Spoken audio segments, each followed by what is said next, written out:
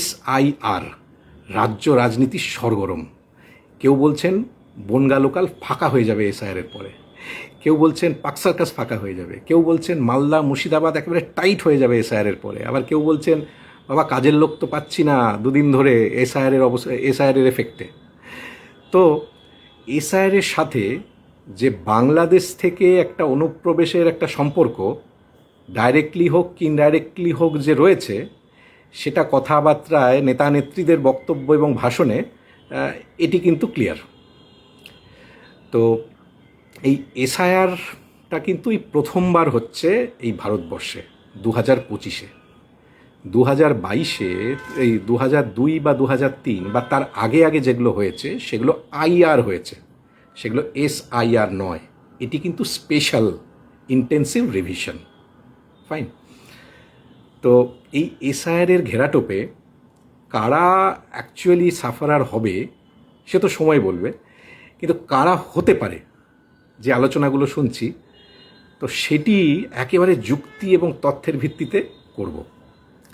তার আগে বলি যে মানুষ যখন নিজের বাড়িঘর ছেড়ে অন্য কোথাও যায়, চাকরির খোঁজে যায় বা সেটেল করে, মানে মাইগ্রেট করে, সেটা ইলিগালি হোক কি লিগালি হোক, কি কি কারণে করে? প্রথম যে অর্থনৈতিক বৈষম্য, এটি প্রথম কারণ, এবং জব অপরচুনিটিস। মানে কি, যে জায়গায় সে যাবে বলে স্বপ্ন দেখে বা যেতে চায় বা যায়, সেটি দেশ হোক কি বিদেশ হোক, সেই জায়গার GDP পার ক্যাপিটা অবশ্যই অনেক বেশি হবে, কারেন্সি ভ্যালু অনেক বেশি হবে, এবং জব অপরচুনিটিস অনেক বেশি থাকবে। মানে সেখানকার মানুষজন যা তার থেকে অনেক বেশি জব অ্যাভেলেবল থাকবে, গেলেই পাওয়া যাবে এরকম একটি ব্যাপারে, বা স্যালারি অনেক হাই হবে। মূলত এই কারণগুলোই থাকে। দেখুন বাস্তবেও তাই। আমরা ছোটোবেলাতে বিদেশ যাওয়ার স্বপ্ন দেখতাম, আপনারাও দেখেছেন। তো সেই বিদেশ মানে কি? সেই বিদেশ মানে কিন্তু নেপাল শ্রীলঙ্কা না, যে নেপালে গিয়ে আপনি কেরিয়ার বানাবেন, সেখানে আপনি সেটেল করবেন, এরকমটি আমরা বেশিরভাগ ভাবি না। আমরা ঘুরে ফিরে সেই ইউরোপিয়ান কান্ট্রিজ বা আমেরিকার কথাই ভাবি। সেখানকার GDP পার ক্যাপিটা আমাদের থেকে অনেক অনেক বেশি, কারেন্সি ভ্যালুগুলোও অনেক বেশি। ভারতবর্ষে GDP পার ক্যাপিটা 2024-এ ছিল 2660 টাকা, $660। 2660। ইউএসের $82,000। UAE হলো $42,000। কত বেশি! কারেন্সি রেটও তো বেশি, কারেন্সি ভ্যালুও বেশি, এটা তো আর বলার নেই। UAE আমাদের থেকে প্রায় বোধহয় 26 গুণ তাদের কারেন্সি রেট বেশি, বাহারিন আরও বেশি। তার মানে মধ্যপ্রাচ্য এবং ওয়েস্টার্ন কান্ট্রিজ হলো আমাদের ড্রিম ডেস্টিনেশন সেটেল করার, নিজের বাড়ি ঘর ছেড়ে। লিগালি, ইললিগালিও তাই। আপনারা ডাঙ্কি দেখেছেন, ডঙ্কি না ডাঙ্কি। এবং ট্রাম্প আসার পরে আপনারা দেখেছেন যে কিভাবে গুজরাট, হরিয়ানা এবং পাঞ্জাবের ইললিগাল ইমিগ্রেন্টরাদেরকে ট্রাম্প একেবারে হাত করা পরিয়ে, কোমরে চেন বেঁধে USA বিমানে, তাদের আর্মির বিমানে এখানে ডিপোর্ট করেছিল। খারাপ লেগেছিল দেখতে আমাদের। তার মানে ইললিগালিও আমরা ইমিগ্রেশনের ব্যাপারেও আমরা কিন্তু সেই জিনিসটাই মানছি, ঠিক আছে? সেটাই হয় বাস্তবে। দেশের মধ্যেও তাই হয়, ঠিক আছে? দেশের মধ্যে যখন আমরা মুভ করি, সেখানেও যেখানে বেটার অপরচুনিটিস, যেখানে স্যালারি বেশি, আমরা সেখানে সে কথাটাই ভাবি। আমরা বাঁকুড়া থেকে কলকাতায় আসতে চাই, আবার কলকাতা থেকে ব্যাঙ্গালোর, পুনে, হায়দ্রাবাদে সেটেল করতে চাই। ব্যাপারটা এরকমই হয়, গোটা পৃথিবী জুড়ে হয়, যুগে যুগে হয়, এটাই বাস্তব। তাহলে বাংলাদেশের সাথে ভারতের ব্যাপারটাও কি তাই? মানে বাংলাদেশি মানুষেরা যে এত আসছেন এখানে, শুনছি কোটি কোটি নাকি আসছেন, তাহলে তারাও কি এটা ভেবেই আসছেন? বাস্তবে কি তাহলে কি কারণ? তাহলে এটা একটু বোঝা যাক। বাংলাদেশের সাথে ভারতের যে ডিফারেন্সেস GDP পার ক্যাপিটাতে প্রায় নেই, প্রায় ইকুয়াল, 25 বছর ধরে ইকুয়াল। 2024-এ ভারতের GDP পার ক্যাপিটা যেরকম বললাম 2660 টাকা, আর বাংলাদেশের GDP পার $2660, সবই ডলারে বলবো, ঠিক আছে, ইউএস ডলার। আর বাংলাদেশের জিডিপি পার ক্যাপিটা হচ্ছে $2600, মানে $60 এদিক ওদিক, মোরাললেস এক, এবং লাস্ট 25 বছর ধরেই এক। এই তথ্যগুলো পাবেন, আমি দিয়েও দেবো কমেন্ট সেকশনে, দেখতে পারেন। আর ইন্টারনেট করলেই পাবেন, রেডিলি অ্যাভেলেবল, পাবলিক ডোমেনে আছে।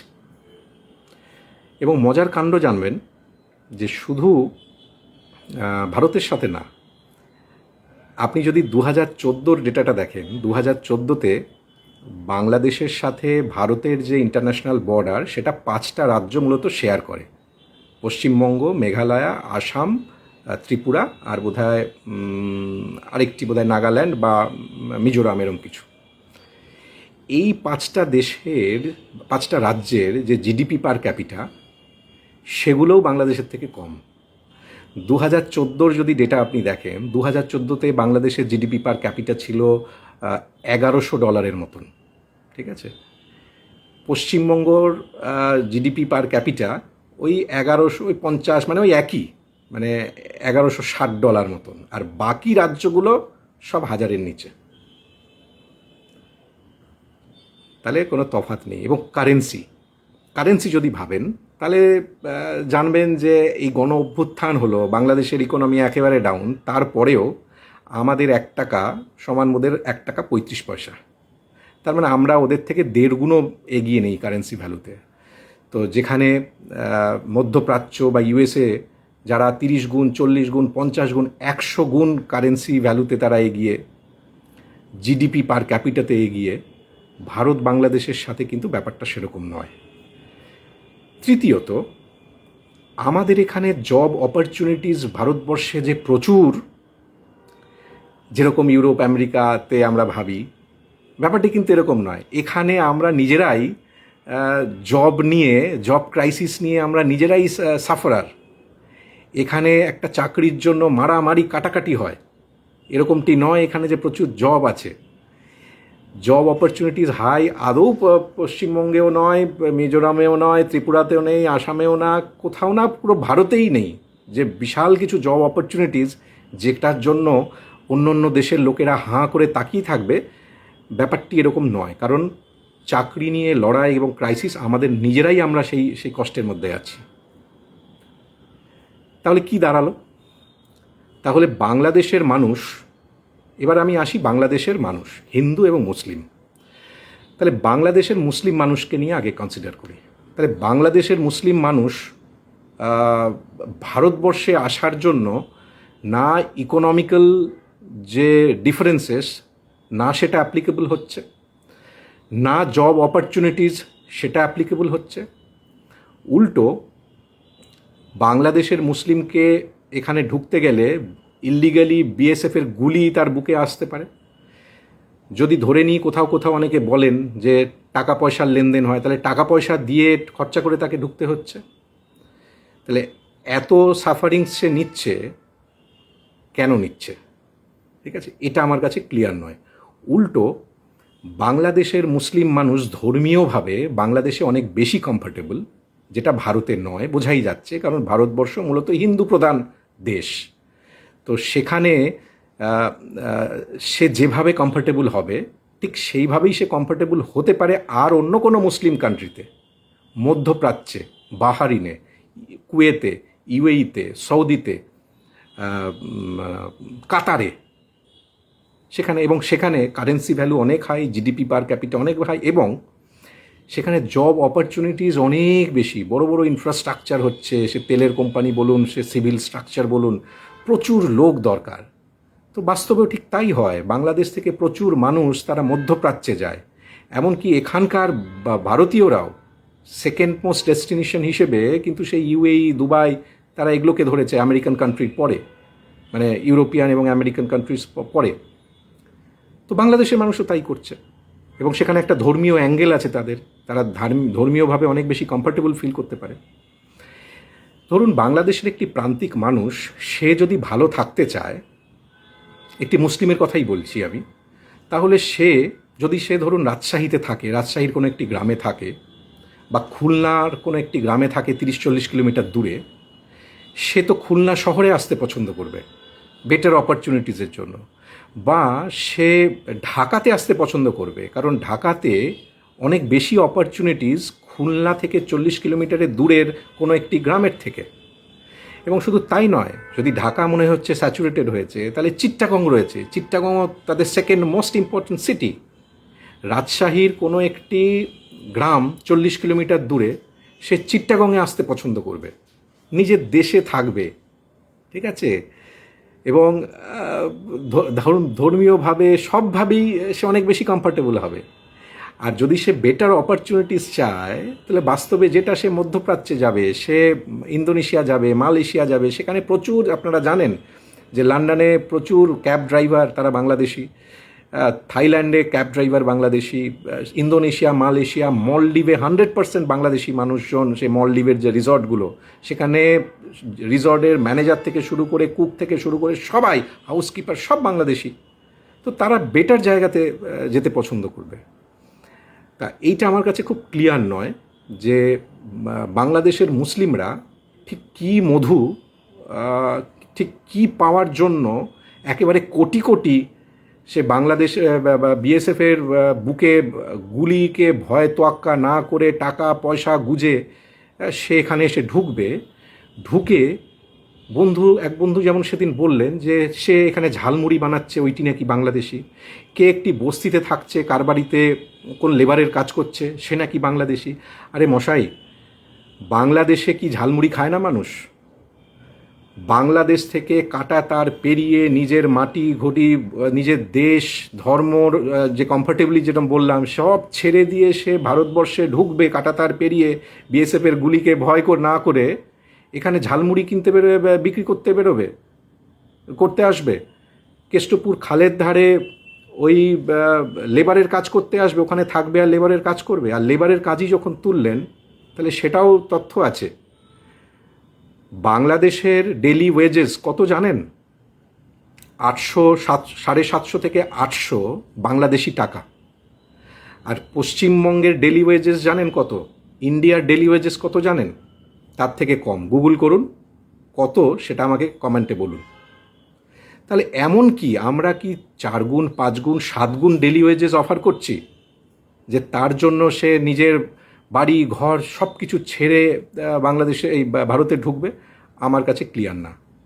আর কারেন্সি যেরকমটি বললাম, যে জিডিপি পার ক্যাপিটা বলুন বা কারেন্সি ভ্যালু বলুন, কোনো দিক দিয়েই আমি খুব একটা বাংলাদেশি মুসলিমের জন্য আমি এনকারেজিং কিছু পাচ্ছি না। কিন্তু হ্যাঁ, তারপরেও কিছু আসছে, অল্প কিছু, সেটাই পরে আসছি। এবার আসি হিন্দু। বাংলাদেশি হিন্দুর জন্য ইকোনমিক যে ডাইভার্সিটি বা ইকোনমিক যে ডিফারেন্সেস, এই অ্যাঙ্গেলটি ছাড়াও আরেকটি অ্যাঙ্গেল রয়েছে, সেটি হলো পারসিকিউশন। এই ট্রান্সবর্ডার মুভমেন্টের একটি বড় কারণ, যেমন বললাম প্রথমে, যে ইকোনমিক্যাল যে ডিফারেন্সেস, অপরচুনিটিস, এটি একটি কারণ। আরেকটি কারণ, সেকেন্ড কারণ কিন্তু পারসিকিউশন, রিলিজিয়াস পারসিকিউশন।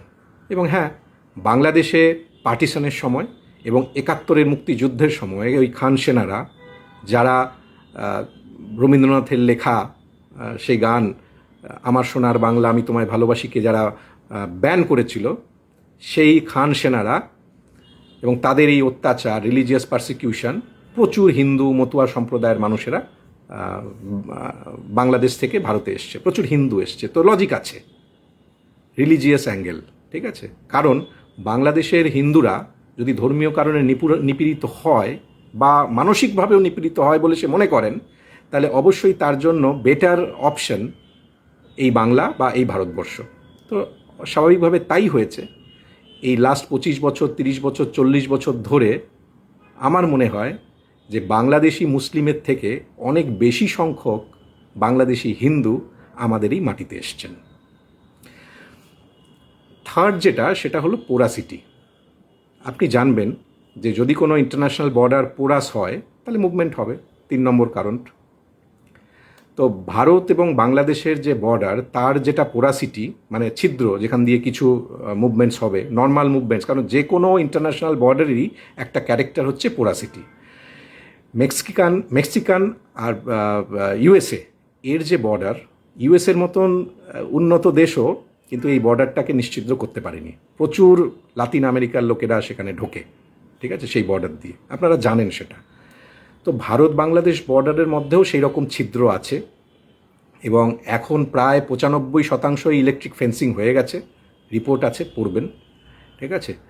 তো তারপরেও এবং জমি সমস্যা অবশ্যই আছে, কারণ হাইলি ডেন্সলি পপুলেটেড আর কি এই অঞ্চলগুলো, এবং উর্বর মাটি, যেখানে জমি রয়েছে, গ্রাম রয়েছে, এবং তারপরেও এই বাংলাদেশের ইলেকট্রিক ফেন্সিং এবং জমি স্কেয়ারসিটি এবং বর্ডার এবং integrated border security system, drone, night vision camera, fibre optics, এই সব নিয়ে আরেকটা ভিডিও করব।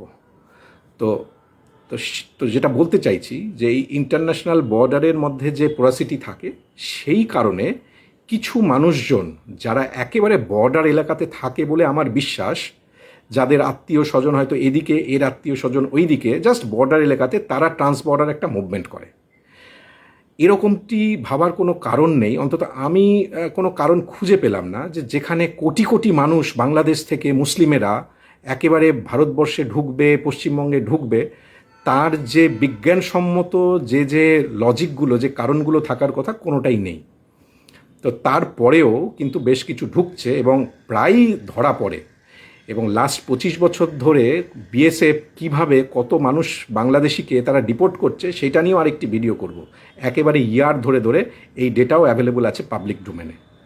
এবং সর্বোপরি এই বর্ডার সুরক্ষার দায়িত্ব রাজ্যের নাকি কেন্দ্রের, এইটা নিয়ে একেবারে পুঙ্খানুপুঙ্খ একটি আলোচনা 28শে অক্টোবরের আমার এই পেজে পোস্ট করা আছে, সেটা দেখতে পারেন। তো ঘুরে ফিরে এসআইআর কি হবে সে তো সময় বলবে, কিন্তু বাংলাদেশ থেকে আগত হিন্দুদের আমার মনে হয় যে একটু বেশি সাবধান হওয়া উচিত এই এসআইআরে, ঠিক আছে, এটুকুই বলা।